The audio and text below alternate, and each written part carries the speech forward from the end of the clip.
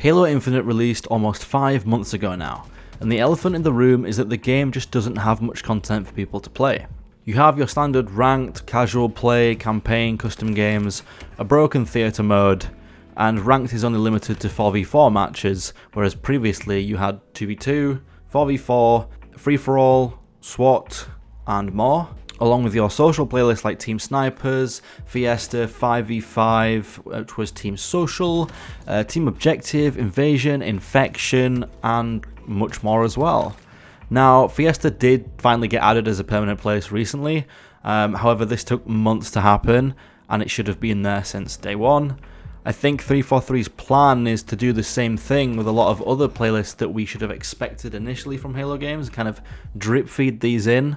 So with all the other game types we've expected as standard throughout the past 15 to 20 years, I think they will kind of drip feed them in, 3 to 4 months at a time.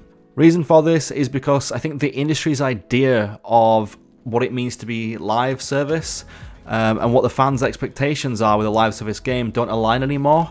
When live service became a thing not long ago, it used to be that games would release with their full, usual level of content that the fanbase would expect, and that they'd released within previous years, and any additional DLC would be free and released periodically over the next months or even years. However, slowly, many developers have started using live service as a way to drip feed their content that should have been existing from the start of the game and release with lower amounts of content, at the initial launch of the game.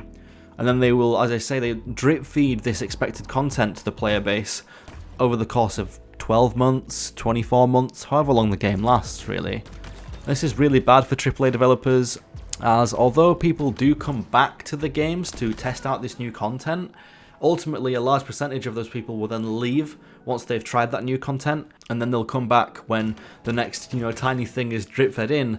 So what you get is a Steam chart that just looks like this, like a wave, obviously making it really obvious when the content was drip fed in and when people were joining and leaving. And then what you get as a result of this is a fan base who aren't really interested in playing your game daily. They only become interested in playing the drip-fed content every so often to check it out and see what's really going on. So you don't form a connection with the player, there's no bond that develops, there's no brand loyalty that is formed either.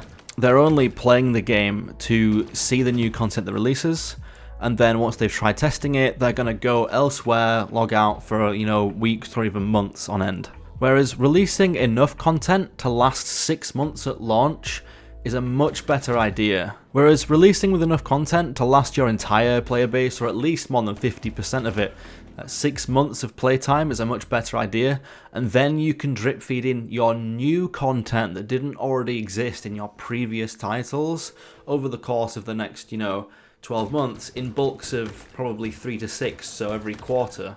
The year is divided into 4 quarters, 4 seasons. What I think they would get with that is they would get enough content every 3 months to keep people occupied if they did them in big bulks. So maybe, every 3 months would be 2 to 3 new maps, 2 to 3 new game modes, and a bulk of new, weapon skins, armor skins, vehicle skins, banners, whatever it may be. And then obviously your challenges, there's events they do every so often as well. And even new campaign material. So yeah, if they did it that way, they'd have enough content to keep people occupied for those bursts of 3 to 6 months, and then when eventually people do get burnout, it would be time for another thing to, get added to the game and keep them happy for another quarter or longer. And eventually what you would get as well is people would kind of want that nostalgia feeling. So after 3 or 4 of these quarters happening, people would go back to the old content simply because they won't have played it in a very long time. And that then gives the developers more time to kind of do what they're doing now, but they should not have launched in this way at all. If they did it the way that I suggested in the first place and released with enough content to last half the player base with 6 months of enjoyment every day, what you would have got is after 12 to 18 months, you'd have a full game with tons of additional content afterwards to keep this game lasting years and years. Whereas now, the way that they've started, Halo will only reach its expected level of launch content after 12 to 18 months. If you're an indie developer, then releasing your content drip-fed in the way that Halo is doing is more accepted because you haven't set the bar previously. Halo is a long-standing franchise, so the expectations are that we should receive things, initially, and we should expect to receive what we've got for the past 15 to 20 years. Ultimately, what this is in summary is that the expectation of the Halo fanbase as a result of what we've received previously is not being met by 343 Industries. I don't think there's a way they can change this around either. If they truly don't have that initial content already created, they can't just suddenly do these bursts of every 3 months you get 2 or 3 maps, 2 or 3 modes. They won't have enough staff to do it. So if they truly don't already have it, in the backlog, they're going to need to hire loads of new people.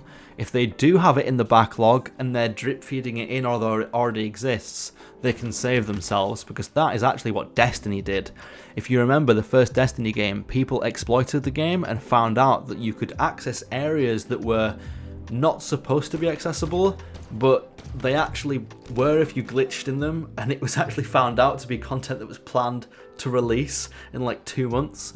So if Halo is doing that method, and they have all these game types, all these maps stored in a backlog just ready to release on a certain date, they can 100% fix this, and I'm praying that's what they have, because then they can change the method of, dispatching this content. So yeah, that's pretty much it for me. This should be a small video. I aim to get this around 5-6 minutes, so if I've done that, then hooray.